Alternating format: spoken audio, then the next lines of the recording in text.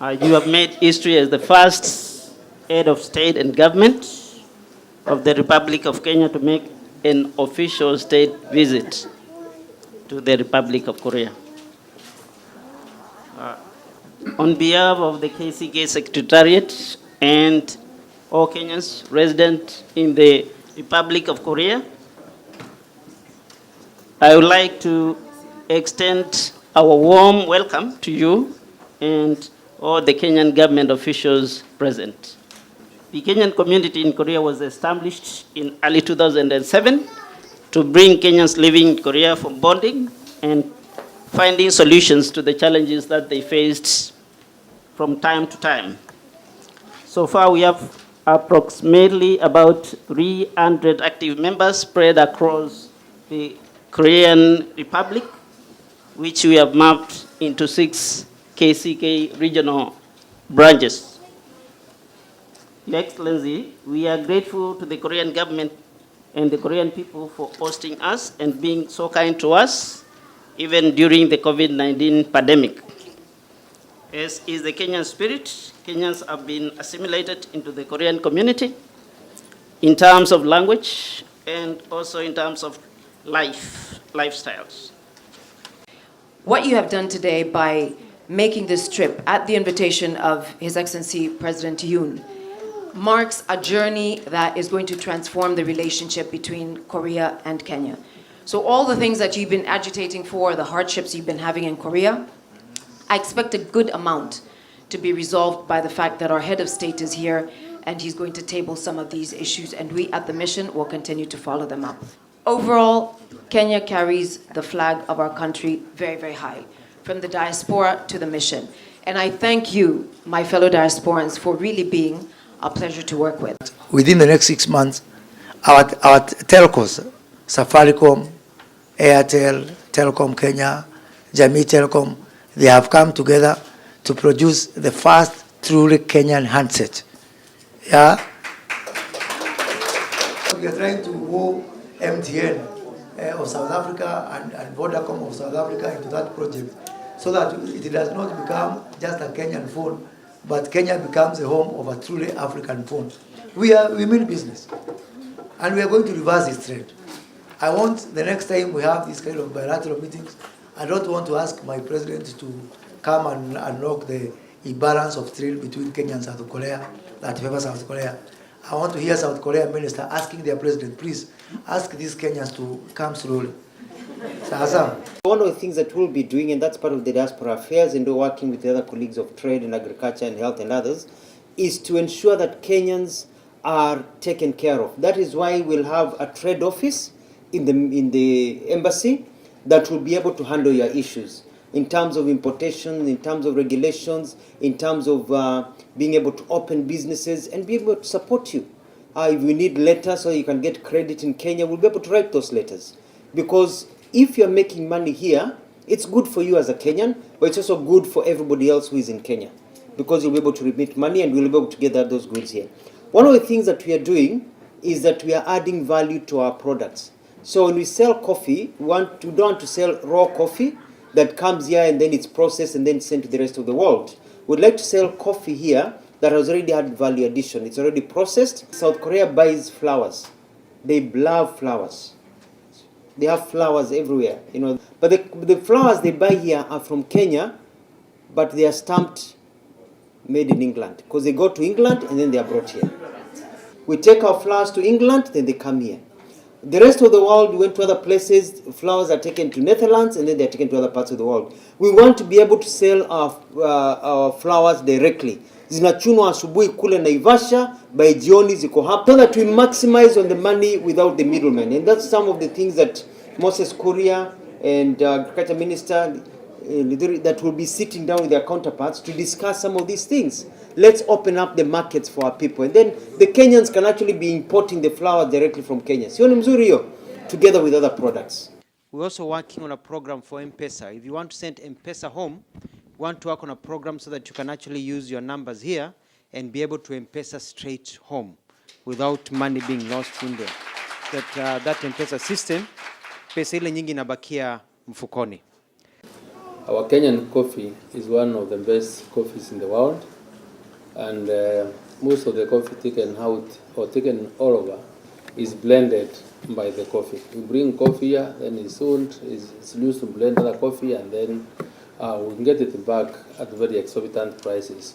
One thing I want to tell you that I'm aware of is that Korea has very good market for coffee. My predecessor somehow missed the export market for coffee here in Korea, because there is a trend that there are people that came from Korea all the way to Kenya, and they went to my own county, Meru, where they had serious discussions with people from Meru Cooperative Union, and their agreement was to have direct export for coffee in this particular country. But the necessary instruments or requirements that we were supposed to have done, somehow that did not take place, and I'm ready and willing to fast track that process to ensure that we have our coffee coming here to Korea, so that you people will have the best coffee around. And secondly, we will be able to get a better price for coffee for our farmers that are doing it in Kenya. Kenya is now growing to be a big exporter of avocado. We are already the leading exporter of tea. We are the leading exporter of coffee out of the continent. And I was having a conversation with a minister who came to receive me this evening. And I was telling him that the Lipton English breakfast tea and all these other teas that you hear about, those are actually Kenyan teas. The people who are calling it English breakfast, the English themselves, they don't have a single bush of tea. They don't, right? And our position is the following, that we are now going to have a common user facility in Mombasa, in the special economic zone in Dongokundu. As you're all aware, we are exporting 95% of all our tea unprocessed or semi-processed. That is going to change. My position is that in the next 5 years, at the minimum, we must move from 5% of processed tea to 50%. And then in the next 10 years, we should be processing every gram of tea leaving Kenya. That way, we will not only double our value of tea, but we will triple, maybe even quadruple the number of jobs that we create in that space. So we're going to be deliberate about what we are going to do. And I want to promise you that we're going to work together with you guys, continue sending us the good ideas that you have. We will continue to have a robust engagement. We're going to see how we can open channels of communication between your government and the citizens of our great country, so that we can build this together. Kenya is a big player. You may want to know that we are probably the country in Africa that has close to 90% green energy, and we intend to take it to 100%.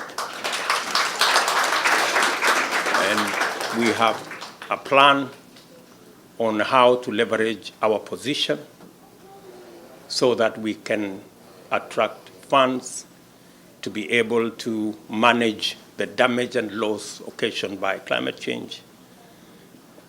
And as you are aware, that's why we have huge drought in many parts of our country, not because of mistakes of our making, but the mistakes of others. And we had a candid discussion in Sharm el-Sheikh in Egypt on the big subject of loss and damage, which was elusive for the last almost 5 years.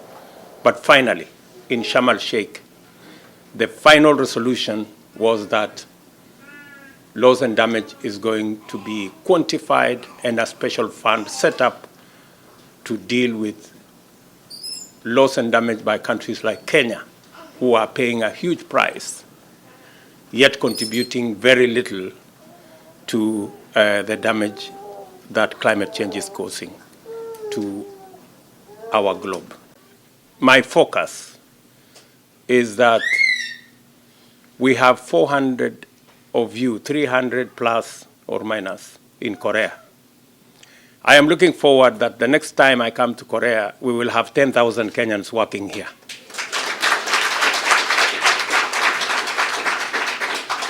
I know many of you may be planning on how to come home. I am planning on how many more Kenyans can be coming to Korea. So we'll have to meet somewhere in the middle. And I think it's good for you to come home, but for holiday. And then and then you can come back and continue doing the good you're doing. And I say this specifically because, you have to understand what is your competitive advantage as a nation. As Kenyans, we have the best human capital anywhere in the globe. And we must recognize that. We have the best human capital anywhere in the world. Speaking good English, creative, innovative, hardworking, self-driven, friendly, educated. You rarely get those many qualities in one bundle of a human being, but you get them in Kenya. And it's because of that spirit that Kenyans are different everywhere they go. And because we have a competitive advantage in our human capital, we must leverage on it to make sure that we expand opportunities for our country. I am looking. Today, we are receiving about $3.5 towards $4 billion every year from our diaspora. That's roughly about 400 billion Kenyan shillings. I am looking forward, God willing, in the next 5 years, to push it from $4 billion to $1 trillion. We have the best human capital, and we must use it to drive our country. Therefore, prepare yourselves. We're going to be negotiating tomorrow to see how more of our technicians, more of our engineers, more of our teachers, more of our clinical personnel can find work in the 100,000 foreigners who come and work in Korea. 10,000 Kenyans are not too many. From 100,000, 10,000 ni kidogo. Tunaweza kujikaza na hapo. So, and I will make this deliberate. The Ministry for Labor already has the script on what we need to do, not just for Korea, but for the globe in general. We want to set up a mechanism that is approved and understood by the government of Korea, so that we can have opportunities for Kenya to work here legally, in a structured manner, because that is the relationship we want to have with the government and people of Korea. So we will work with the government here to see what opportunities of the 100,000 people who come to work in this great country, what opportunities we can secure, in what areas, in what professional areas, in what other areas we can secure for the people of Kenya, who are extremely hardworking and creative and innovative people. So I don't think we will miss the opportunity to agree because I am very confident myself about the work ethic of the people of Kenya. They have never let us down in terms of being hardworking, creative, innovative, and self-driven. We have several institutions in Kenya that we've been supported by the government here to set them up, and we even build the curriculum so that the curriculum they teach in their technical training colleges here is the same curriculum we are teaching in the colleges they are sponsoring in Kenya. And we are working with them to develop the same curriculum so that we do not necessarily have to send many Kenyans here. They can actually get the training in the institutions back at home. By December next year, all government services will be on a digital platform. You can transact. You can transact your business. You can pay for your electricity bills. You can pay for whatever you want to pay for, either for yourself or for your loved ones or your parents or your brothers or your relatives, right from wherever you are. You may want to know that only 20%, actually almost maybe less than 15% of government services are on a digital platform. But in the next 12 months, every government service will be on a digital platform to reduce on costs, to reduce on unnecessary bureaucracy. And that is why, if you read our manifesto, we have built into our manifesto an expanded 100,000 kilometers of digital superhighway that will bring on board additional areas. All our schools, I think we have 29,000 schools in Kenya. We've said every school must be connected to the internet. Every market must be connected to the internet. And we are going to work with the private sector and all the public institutions to actualize that. We have a plan on the how. And as you work hard to change your lives here, we will work hard to change Kenya, and hopefully with all of you on board. That's part of the conversation we are going to have with the good people and the government of Korea, because they already have supported us, and we work together on the Silicon Savannah in Konza. We have come here to transact business on behalf of the people of Kenya. We are looking forward to a couple of meetings. And amongst the items that we are looking to discuss with our counterparts here are matters of security and how we can enhance our security posture as a country, how we can build our Navy and other security agencies that will help us not just secure our country, but be able to exploit, much more importantly, as part of the program that we have, the blue economy. That's why, for the first time, I have set up a ministry that will be responsible for our blue economy, because we have huge resources. And this great country has the potential to work with us, either as public or even private sectors, to be able to leverage on the blue economy, to grow our economy, and to create a food secure nation. We will be having a conversation about our technology and ICT and the digital economy in general. Again, I have set up a ministry responsible for creative economy and ICT that again will focus primarily on how we can leapfrog our country from where we are to the next level using technology.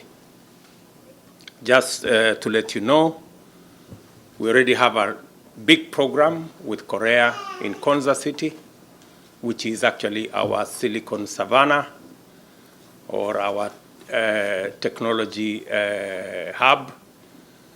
And we are seeking to build on that platform to elevate to the next level. There are already discussions that have gone on, extensive discussions. We intend, with my visit, to consolidate the discussions that we've already had so that using technology, we can push our country to the next level.